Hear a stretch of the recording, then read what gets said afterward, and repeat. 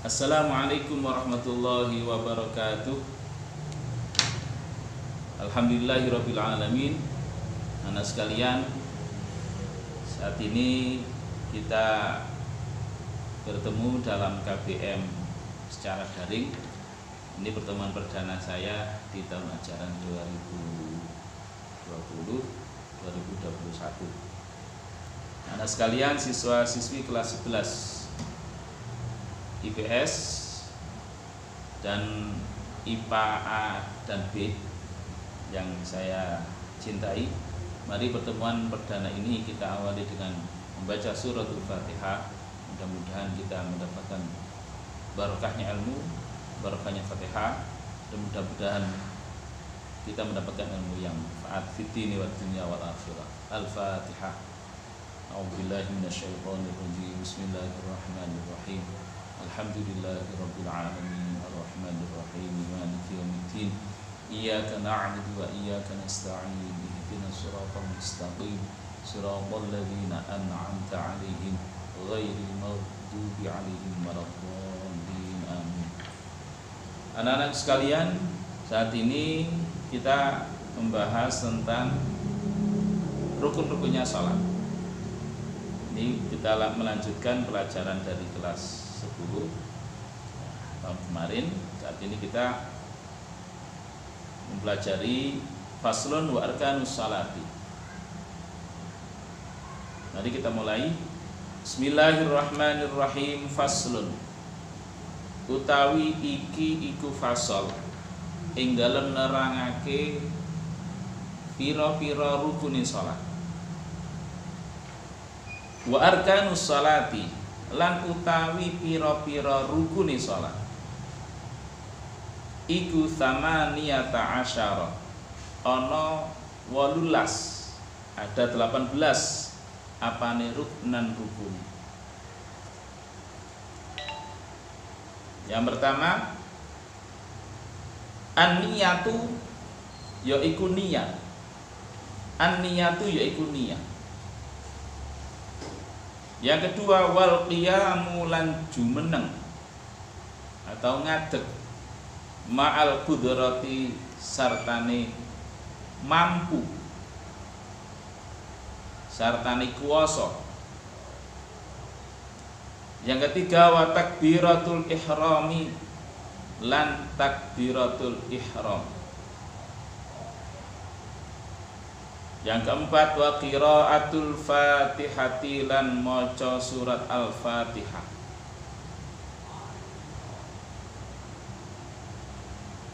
Wa bismillahirrahmanirrahim lan utawi bismillahirrahmanirrahim iku ayatun, termasuk ayat minha saking suratul Fatihah. Minha saking suratul Fatihah. Yang kelima, warruku'u lan rukuk. Yang keenam, wattuma'ninatu lan tuma'ninah fihi ing dalem rukuk. Yang ketujuh, warraf'u lan tangi, wal i'tidalu lan i'tidal. Saya ulangi, warraf'u lan tangi saking rukuk, wal i'tidalu lan i'tidal utawa jejeg. Yang kedelapan, wattuma'ninatu lan tuma'ninah. Wattuma'ninatu lan tuma'ninah fihi ing dalem i'tidal. Yang kesembilan, wassujudu lan sujud. Yang kesepuluh, wattuma'ninatu lan tuma'ninah fihi ing dalem sujud. Yang nomor 11, wal julusu lan lungguh.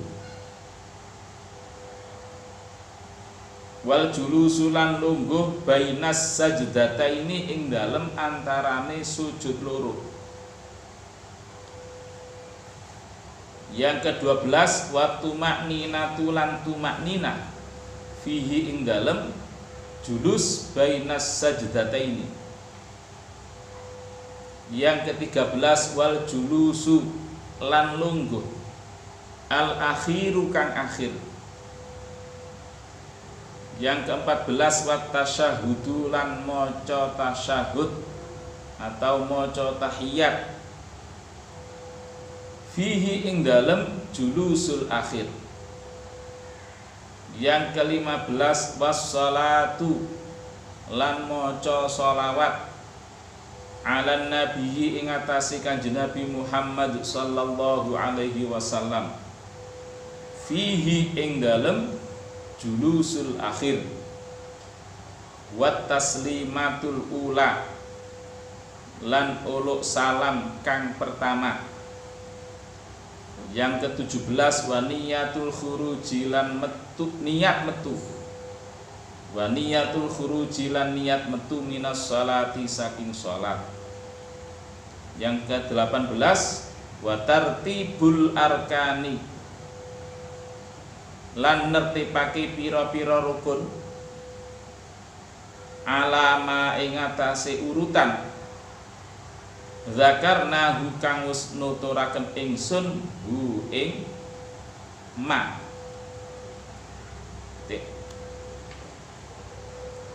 Anak sekalian, rukun-rukunnya sholat itu ada 18. Rukun ini sama halnya dengan syarat. Artinya sesuatu yang menjadikan sah tidaknya sholat. Jadi sholat kita itu dikatakan sah atau tidak tergantung dari syarat dan rukun yang kita lakukan. Tentunya masih ingat kalian syarat-syaratnya sholat. Syarat sahnya sholat itu ada 5. Rukunnya sholat ada 18. Apa perbedaan rukun dan syarat? Simpelnya syarat itu di luar, rukun ada di dalam. Syarat itu kita lakukan, kita penuhi sebelum kita sholat, sebelum kita memulai sholat dengan Allahu Akbar, takbir ihram. Kelima syarat itu harus sudah kita penuhi. Kalau sudah lengkap 5, baru kita mulai sholat, ya, diawali dengan takbiratul ihram. 5 syarat ini kita jaga, kita pertahankan, jangan sampai kurang. Mulai takbir sampai akhir sholat, yaitu dengan salam yang pertama. Jadi 5 syarat ini menentukan sah tidaknya sholat. Kita jaga selama sholat, jangan sampai ada yang batal atau gugur 1. Demikian juga rukun ini adanya di dalam sholat. Rukun ada 18. Ini juga menentukan sah tidaknya sholat kita. Nomor 1 rukunnya sholat adalah niat. Sholat harus diawali dengan niat. Niat, pernah saya sampaikan, ya, niat itu letaknya di dalam hati. Dalam redaksi niat itu harus memasukkan 3 unsur. Tentunya masih ingat, pernah saya sampaikan. Apa saja 3 unsur dalam niat? 1, al-qasdu. Anak tembung, contohnya salat zuhur. Usolli fardhu zuhri arba'a raka'atin mustaqbilal qiblati adaan lillahi ta'ala. Yang pertama usolli itu disebut dengan qasdul fi'li. Qasdul fi'li itu nomor 1. Nomor 2 unsurnya niat. Ta'yin. Yang ketiga fardhiyah. Ini harus ada di dalam redaksi niat yang kita ucapkan di dalam hati. Ada qasdul fi'li, ta'yin dan fardhiyah. Usolli fardhu zuhri lillahi ta'ala. Cukup. Usolli itu qasdul fi'li, fardhu itu fardhiyah, az-zuhri adalah ta'yin, penegasan. Kalau sama salat nopo, salat zuhur, maka harus disebutkan zuhurnya. Atau dibalik usolli zuhra fardhon lillahi ta'ala, ya, ta'yin dulu baru fardhiyah. Boleh fardhiyah dulu baru ta'yin. Ya. Nomor 1 niat. Yang kedua, berdiri bagi yang mampu. Sholat fardu harus dikerjakan dengan berdiri, itu bagi yang mampu. Jika tidak mampu bagaimana? Jika tidak mampu berdiri, gantinya adalah sholat dengan duduk. Duduk tidak mampu karena sakit keras, sakit yang ya berat, sampai di rumah sakit misalkan nggak bisa berdiri, duduk nggak bisa. Kalau duduk nggak bisa bagaimana? Dengan tidur terlentang. Ya. Boleh terlentang melumah atau miring ke kanan. Ya. Kalau miring ke kanan bagaimana? Dihadapkan badannya ke arah kiblat. Kalau memungkinkan, kalau tidak cukup wajahnya. Kalau tidak memungkinkan tidur miring bagaimana? Terlentang. Ya. Melumah gerakannya bagaimana? Kalau bisa ya gerakan dengan mengangkat tangan badannya diangkat duduk. Kalau tidak mampu ya sudah dengan terlentang. Ya. Melumah, tangannya bisa gerak, Allahu Akbar, isyarat dengan mengangkat tangan. Kalau nggak bisa bagaimana? Ya. Dengan kedipan mata. Kalau sudah tidak mampu bagaimana? Kalau sudah tidak mampu dengan kedipan mata, terakhir ajrul arkana fi qalbihi. Semua rukun-rukunnya sholat itu dibatin di dalam hati. Tentunya ini kan keadaan sakit, ada yang mendampingi. Misalkan kakeknya atau mbahnya sakit, "Mbah, monggo sholat, kula tuntun, ikuti nggih napa sing kula maca dengan ikuti dari dalam hati jenengan. Mulai niati usolli fardhuhri lillahi ta'ala, Allahu Akbar." Terus maca Fatihah sampai selesai. Itu caranya kalau sudah tidak bisa ya bergerak melakukan rukun-rukunnya sholat. Yang terakhir ajrul arkana fi qalbihi, rukun-rukunnya sholat itu dibatin di dalam hati. Bon. Selanjutnya takbiratul ihram. Rukun yang ketiga takbiratul ihram. Takbiratul ihram itu mengucapkan Allahu Akbar, membaca Allahu Akbar. Mengangkat tangannya bagaimana? Mengangkat tangannya itu sunnah. Yang rukun itu membaca Allahu Akbar. Namanya membaca ya harus bersuara. Ya, bersuara, kudu muni. Takbiratul ihram ini termasuk rukun qauli. Rukun yang harus diucapkan. Kalau diucapkan berarti harus bersuara, muni Allahu Akbar.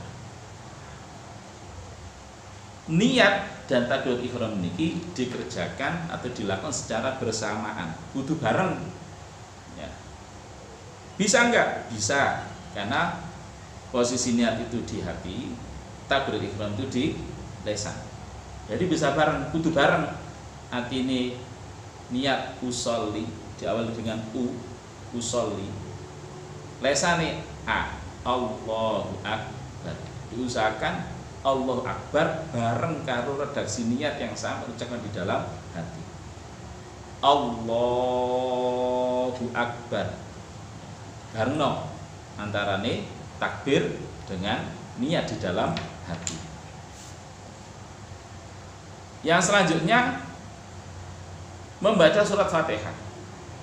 Baca surat Fatihah wa bismillahirrahmanirrahim ayatun minha. Menurut mazhab Syafi'i, bismillahirrahmanirrahim di awal surat Fatihah itu termasuk bagian dari surat Fatihah. Oke, bagi kula sampean sing mazhab Syafi'i, Fatihahnya diawali dari bismillah. Bismillahirrahmanirrahim, alhamdulillahirabbil alamin. Bismillah itu ayat yang pertama.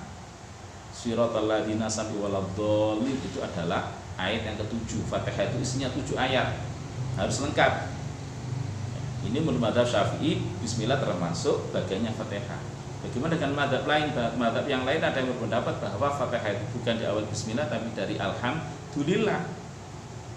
Jadi ayat pertama bukan bismillah tapi alhamdulillah. Kalau ayat yang pertama alhamdulillah, maka ayat yang ke-7 bukan siratal ladzina. Siratal ladzina an'amta 'alaihim itu adalah ayat yang ke-6. Ghairil maghdubi 'alaihim waladdallin itu ayat yang ke-7. Jadi tetap yang berpendapat bismillah itu termasuk Fatihah, maka bismillah ayat ke-1. Bagi yang berpendapat bismillah itu diawali dari alhamdulillah, maka alhamdulillah ayat ke-1, ayat ke-7-nya ghairil maghdubi 'alaihim waladdallin. Yang selanjutnya rukuk. Ini rukun yang kelima, rukuk. Tumak ninah di dalam rukuk. Rukun yang keenam, tumak ninah di dalam rukuk. Jadi ketika rukuk tumak ninah. Jangan sampai culat-culit. Pas dalam posisi rukuk, punggung itu rata, tumak ninah. Napa tumak ninah niku? Anteng sejenak, biqadri subhanallah. Anteng sejenak sekadar sama maca subhanallah. Pinten sungene sih diluk. Kok gak kedek ngeten kudu. Lep iktidal, bangun dari rukuk pada iktidal. Yang selanjutnya ar-raf'u wal iktidal. Bangun dari rukuk dan iktidal. Ini rukun yang ke-7. Wa tumakninatu fihi, dan tumaknina di dalam iktidal. Ini yang ke-8. Nah, sekalian karena waktunya sudah cukup, kita lanjutkan pertemuan akan datang pembahasan tentang rukun sholat yang ke-9 dan seterusnya. Demikian anak sekalian pertemuan kali ini. Wassalamualaikum warahmatullahi wabarakatuh.